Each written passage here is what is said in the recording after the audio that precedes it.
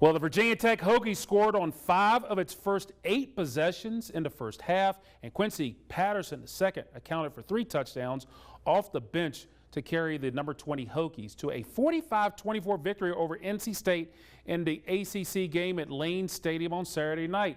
Despite playing without 23 players and 4 coaches because of coronavirus issues and injuries, including starter quarterback Hendon Hooker, the Hokies got off to a quick start in a season opener delayed by 2 weeks because of 2 COVID-related postponements. Tech took advantage of an NC State defense missing 3 starters out with injuries, including jumping out to a 17-0 lead in the first quarter, and they never looked back. Tech finished with 495 yards of total offense, 314 of it on the ground, and Tech's defense played a tremendous game as well, holding the Wolfpack to just 386 yards and registering 6 sacks. And head coach Justin Fuente gave out a lot of praise and thanks for even getting the game off the ground.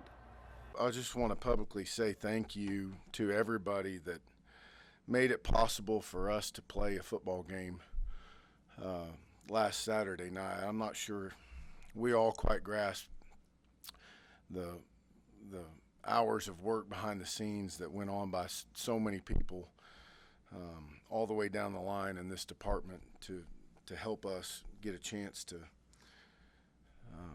have a chance to play this football season and ultimately pull off our first game, from trainers and doctors to event managers to administration to on down the line. It's just a remarkable effort, and on behalf of our players and our staff, we sincerely appreciate it. Now, this season opener was not the usual for Virginia Tech fans. Our David de Guzman was on the scene in Blacksburg and caught up with a few fans still getting a taste of all the action. I really can't complain with this. When most Hokies fans had to watch the game at home, this Virginia Tech freshman decided to take in the season opener outside Lane Stadium.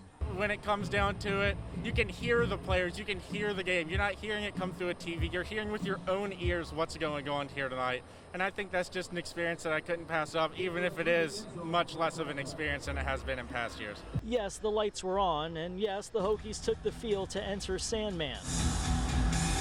But game day in the age of COVID-19 had a different tone in Blacksburg.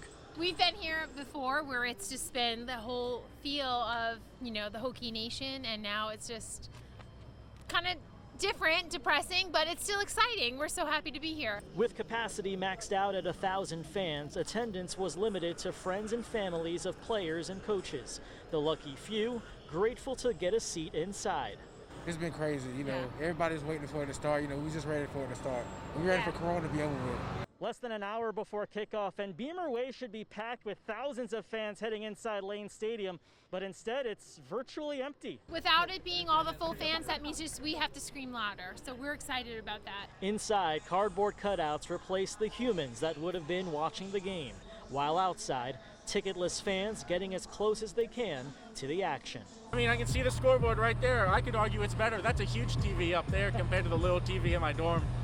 And thank you so much, David. The Hokies take on the second of 3 straight North Carolina Triangle teams. This week, it's a road trip to Durham to face the Duke Blue Devils. Kickoff set for 4 o'clock on Saturday. Virginia Tech looking for payback after last year when the Blue Devils rolled the Hokies at Lane Stadium 45-10. We remember everything about that Duke game from last year. How they came in and beat the crap out of us. They came in more ready, more prepared. So we definitely learned our lesson from Duke last year. All right, folks, I'm going to leave you cool peeps with an interesting stat, or actually stats that favor the Hokies. Now, Tech has won the last 8 times they have visited Wallace-Wade Stadium. In fact, the last time Duke beat Tech in Durham was on October 10th, 1981. And overall, Duke has won the first 6 meetings of the series, but after that, it's been all Hokies all the time as they have won 17 of the last 21 matchups. Covering the Virginia Tech Hokies, I'm Jermaine Farrell.